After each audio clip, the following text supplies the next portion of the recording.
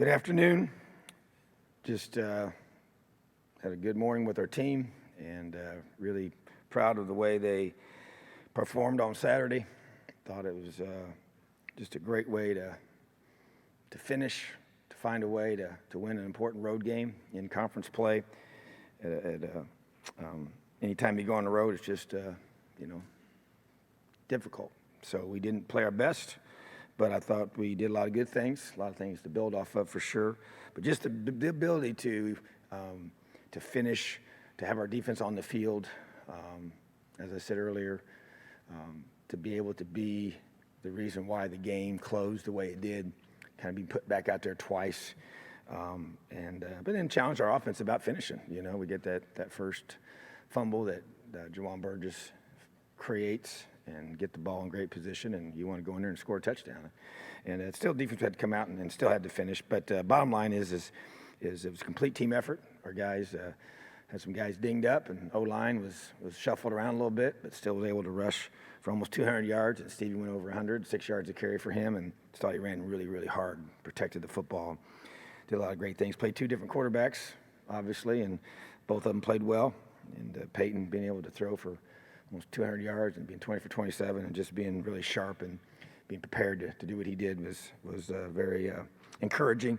And just even in the special teams, they had a really, really good return game that I was very concerned about, and being able to contain Leak, I thought was critical, and then they had 0 punt return yards. So just a lot of positives. Had 0 penalties on special teams, which has been a big focus. So those are things that we have told our team that's how you have to function to win on the road and to be able to play a clean game in those areas. And just thought our coaching staff made some good adjustments at halftime defensively. I think our defense gave up 2 big plays throughout the game that were costly, but in the second half really, really shut them down and made some good adjustments at halftime. So appreciate the work that our defensive staff, Coach Womack's leadership there, and then Coach DeBoer offensively come up with a good plan, got off to a fast start, 2 touchdowns, first 2 drives, and just being able to keep the pressure on. The touchdown before half was huge.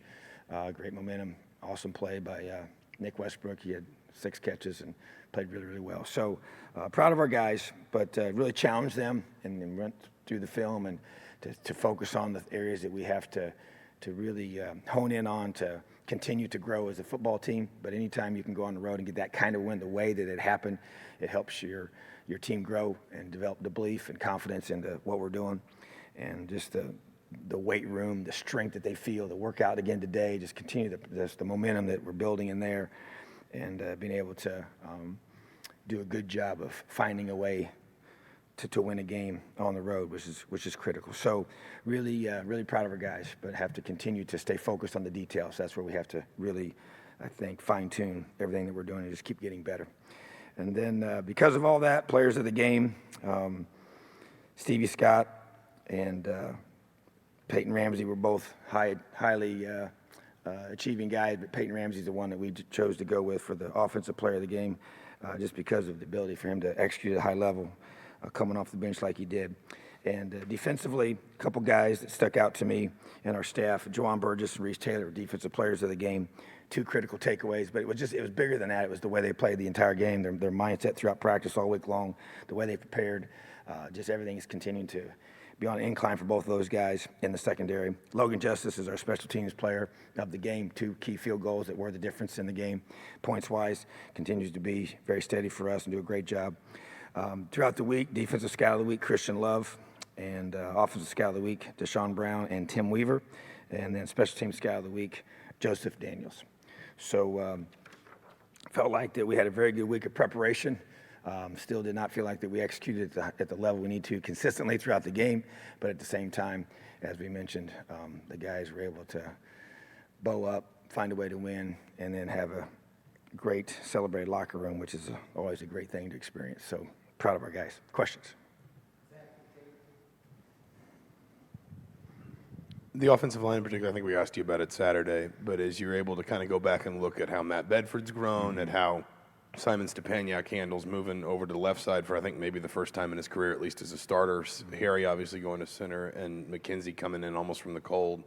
Just how impressed were you with the way that those guys played?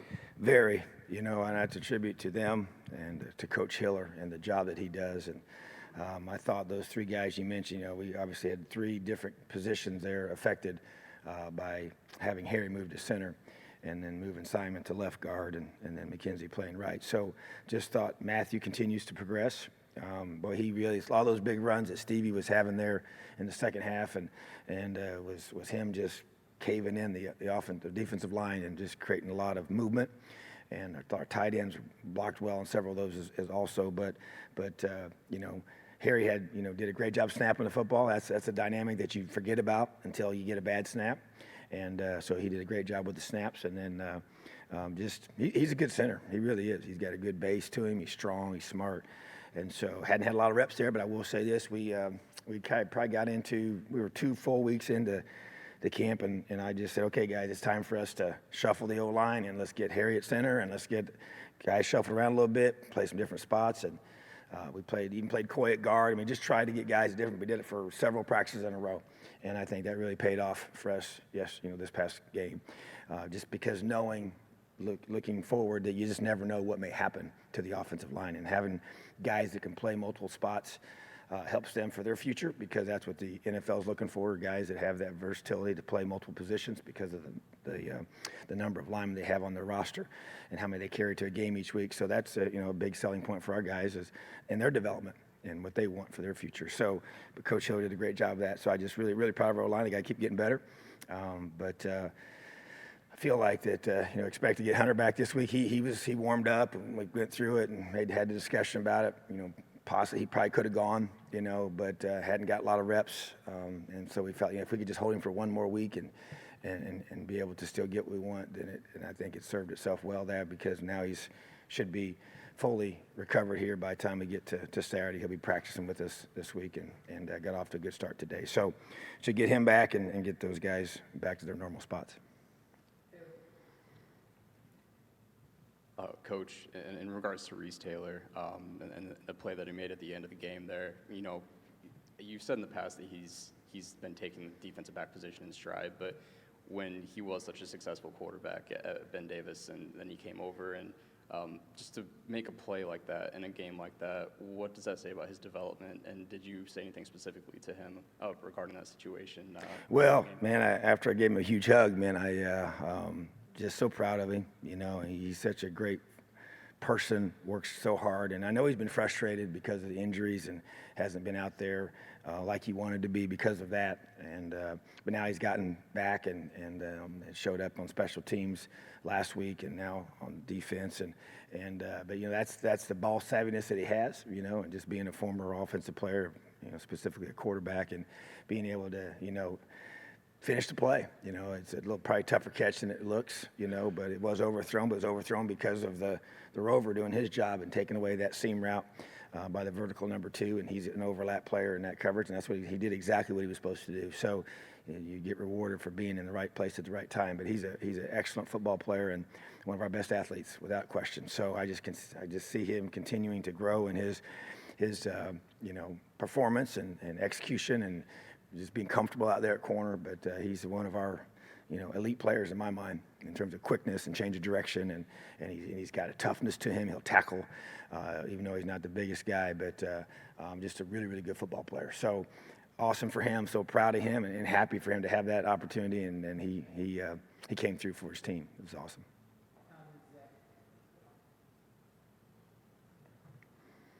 Coach, I know last week you mentioned that early into the season you checked on Stevie when things weren't going all good, and he told you he was fine. But talk a little bit, just big picture with this offense as a whole, when you get as much out of him as you've been getting now these last 3-4 weeks. Well, first of all, with Stevie's situation, I did check on him, but he was almost kind of like, Coach, man, I'm good.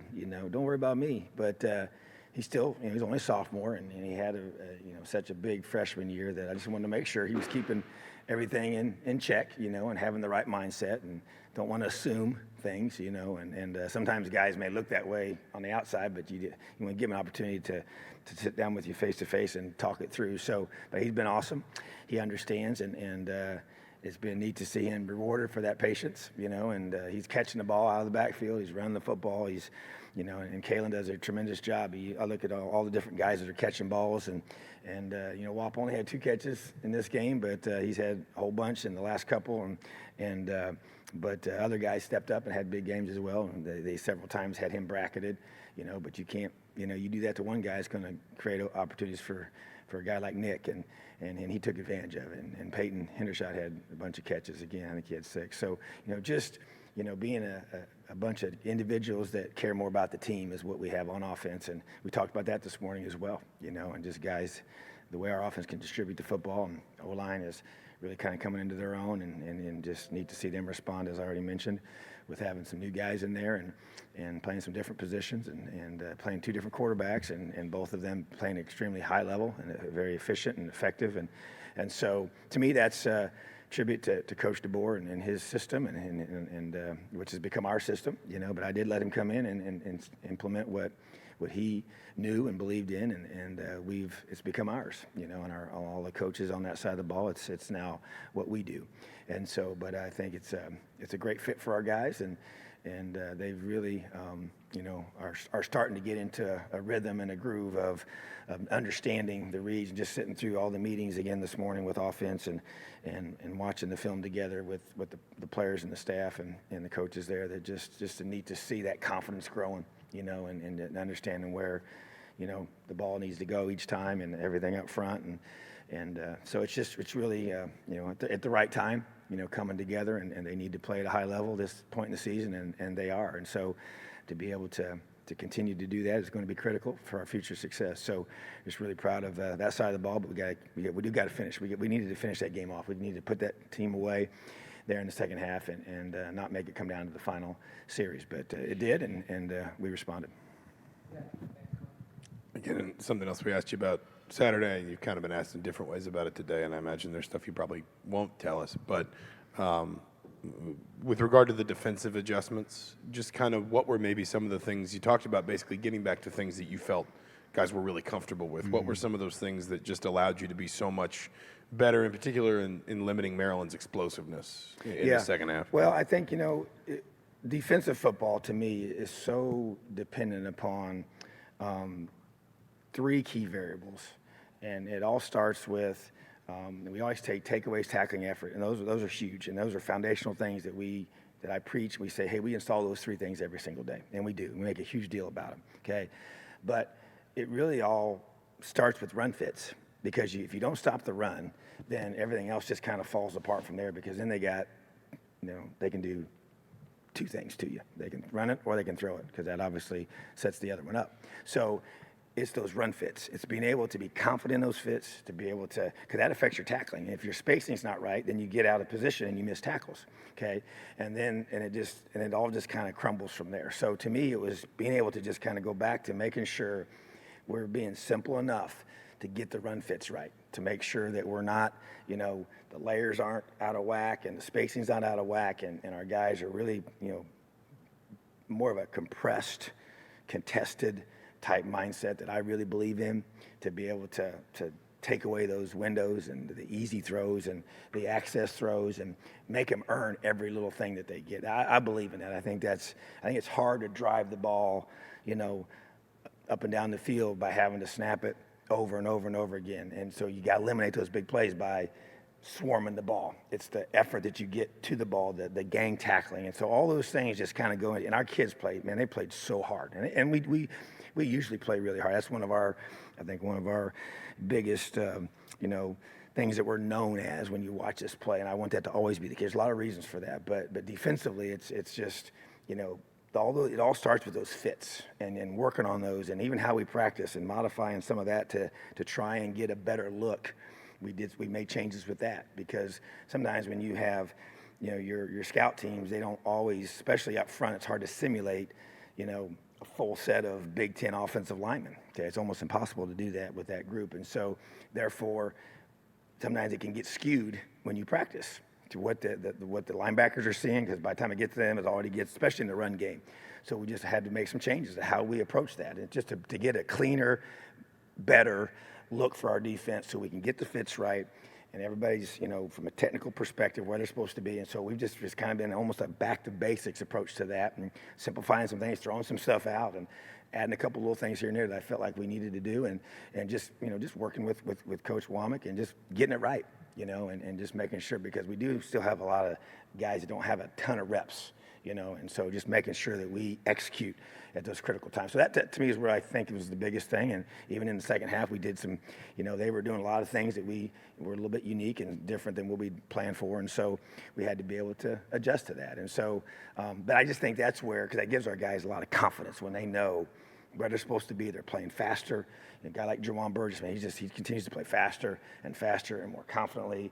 And then we had several effort plays. We showed our team this morning about guys just running things down from the backside and getting a bunch of guys around the ball, because when you're playing against some of these elite guys, it's hard for the first guy to get him on the ground. And so he makes that one guy miss with a proper angle, then the second guys are going to be there to finish him off. So that, to me, is really kind of in a nutshell what we've tried to emphasize, and the guys just continue to communicate and execute as they're playing their tails off. So that's really our formula on defense. I guess a couple days after the game now, you guys are 5-2. Are you thinking about being one win shy of a bowl game? Are you trying not to think about that, and how are you coaching your team? Well, here's how I look at this. So, we're 5-2 after playing 7 games, and it's a little bit different dynamic than we've been in the last 2 years. It was more the end of the season where this situation occurred. And so to me, like, you talk to any of our players, that there's no mention of winning 6. I mean, they understand, and we talked about this morning, that this is the biggest game of the season because it's our next game. And yeah, it's obviously, you win the next game, you win your 6th game, and we understand what all that means. But that is to me, the objective is for us to be at our very best and play our best football in Lincoln, Nebraska on Saturday. And if we continue to focus like that, then it takes care of itself, And so for me, at the beginning of the season, we set a goal as a team that we want to win our bowl game, not just get to a bowl game. We want to win our bowl game. That was one of the goals that we set up, and that the players came up with that goal. And so obviously, there's a lot of things that there's no picking numbers here. We want to be our very, very best, and we believe if we keep getting better every single week, and we focus on one thing at a time, which right now it's completely on Nebraska, and we give them our very, very best effort of focus during the week. We play our best game of the season on Saturday, then we'll like the outcome, okay? And then when that's done, you go work on the next one. And that's been our approach all season long, and that's not going to change, And so, but at the same time, I get it. They'll be asked about it. We talked about it this morning in that regard, but it's about having a focus. That's the mental toughness it takes to be great in our program. And to me, I want it to be a point where that's just part of the expectation, and that's what I want. And so I understand it, understand where we are, what's in front of us, and so do our players. And they're excited about the opportunity to go and play together again as a football team, on the road. And that's the whole objective, is to be able to be at our best on Saturday. Coach, obviously going to Nebraska this week. The guy, assuming Martinez plays, I know he's been banged up, dynamic quarterback. Guy you recruited, Wan'Dale Robinson, who's really dynamic. The running back is good. From a defensive point of view, what concerns you? What do you see from them on film that you guys really have to try to take away? Yeah, well, it's like every offense. It all starts with the quarterback. So Martinez is a special player. Didn't play last game before their bye, but it all runs through him. He's extremely athletic, can throw it, can run it. Understands their offense, and it's like any other quarterback that you face. You have to affect him. You can't let him be comfortable. You can't let him be able to feel good about what he's seeing, and you got to be able to disrupt him. And so, but he's surrounded with a lot of good athletes. As you mentioned, Wan'Dale Robinson, a guy that we recruited hard and know well, and very, very special player. And just so dangerous in space, and the running backs, there's just whoever's in there. They got several receivers, the Spielman kid's a talented player, and Washington, and just, 26, and just all the different guys that they have. They got some big old tight ends, So a very dangerous offense, can put up a lot of points, but it's like anything else. You gotta execute. They have to, and so do we. And defensively, they're really big up front and very physical, and they play really hard.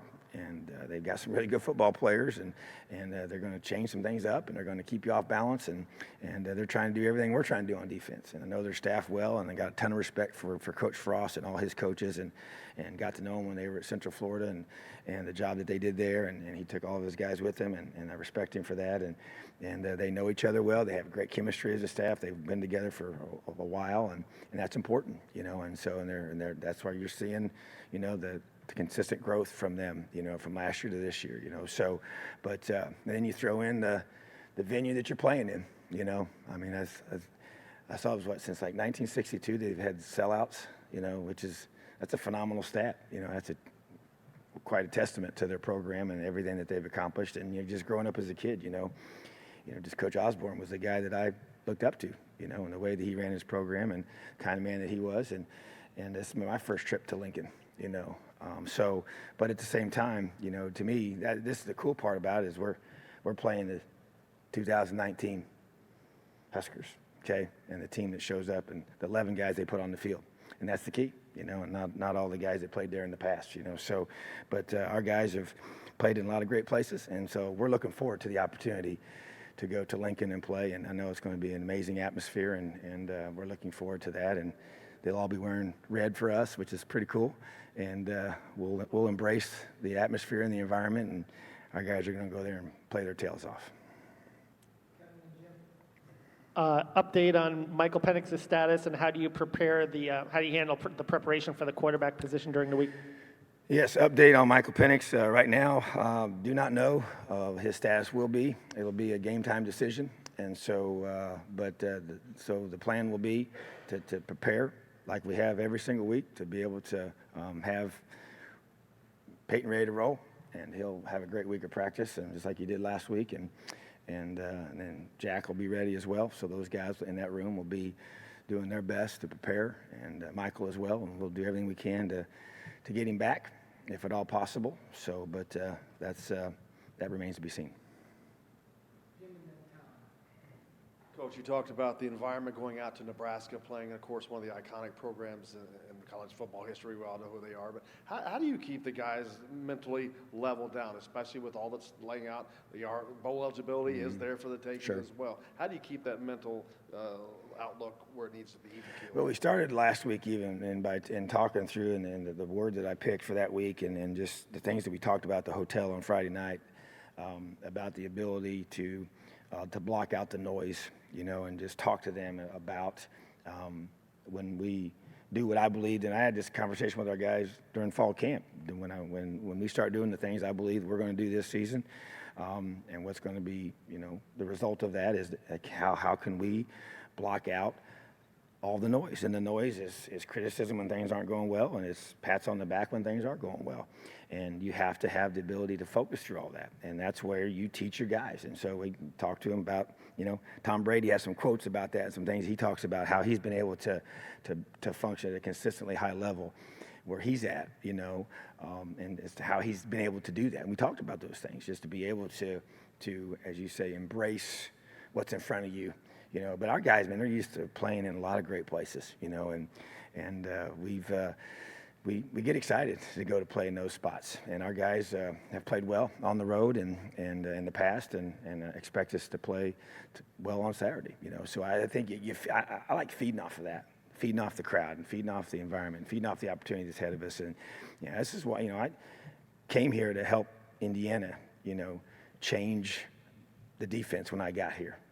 Change the culture of the defense was my job task I was given from Coach Wilson. And now as a head coach, I want to change the way this program is viewed, in the lifetime of our current players, and I just want to be able to create that change. And I've used the word breakthrough, and that's a foundational vision that I have. It has different layers and different meanings, but that hasn't changed. And so opportunities like this, to play in places like this is why, our players come here, and when we recruit these guys about going and playing in these kind of games and opportunities to make history for our program, to help us do things and reestablish things that haven't happened for a while. And our guys embrace that, and that's part of finding guys that want that, and that have that desire, like Tywan Mullen came to help us do these things that we want to do, and a whole bunch of other guys in that locker room that came here for that reason. But I mentioned him because he specifically, mentioned some of those things to me when he came on his official visit. And so, but to me, that's what this is all about. And then you got to have tremendous focus. I mean, you have to be able to stay locked in. And how can we get better this week? How can we play our best football in this environment? That's the key. And that's where, we got to become a more mature football team every time we take the field. And that's my job as a coach to help them understand that. And that's why you can't just run from the chatter. You have to be able to embrace it, but you also have to have the earmuffs and blinders to stay focused. And that's the fine balance that it takes. And had this same conversation with Michael Penix when he started having some success. How do you handle that? And it's different when you're just off to the side and you're not getting all these, whatever they're saying about you in a good way or the negative about you, So that to me is just part of us growing as a team and helping these guys just to be at our best. And that's what it comes down to. And so we're excited to be able to take this next step. Coach, I know you mentioned Michael's a game time decision for Saturday, but what, if anything, can you say about him being able to practice starting as soon as tomorrow? Do you know anything about that yet, or is that going to be a day-by-day thing I'll as well? I'll probably know some more this afternoon, about that. So then we'll just have to take it day by day and see where that leads us. But don't have that answer for you right now.